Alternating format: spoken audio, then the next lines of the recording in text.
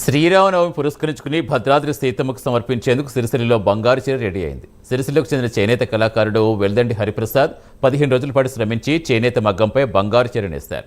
1 gram బంగారం జరీ పట్టుదారంతో 800 గ్రాముల బరువున్న 7 గజాల చీర తయారు చేస్తారు. చీరపై శ్రీరామ రామ రామేతి రమే రామే మనోరమే శ్లోకం 51 సార్లు వచ్చేలా తయారు చేయడమే కాకుండా చీర కొంగుపై సీతారాములు, లక్ష్మణుడు, ఆంజనేయుడు రూపాలు, శంకు చక్రాలు వచ్చేలా చీర నేస్తారు.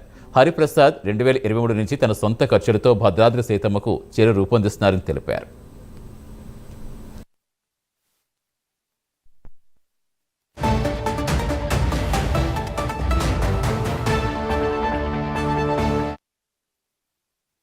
ఊడిలో ఉండే దేవతామూర్తులు ఈ కొంగులు వచ్చే విధంగా పొందుపరిచి నేశాను.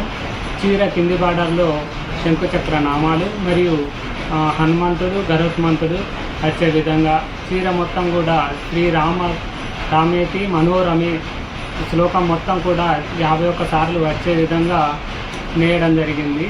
ఇది 1 గ్రామ్ గోల్డ్ జరీ మరియు పట్టుదారం ఉపయోగించి దాదాపు 10 రోజుల పాటు శ్రమించి 7 గజాల చీరను నేయడం జరిగింది.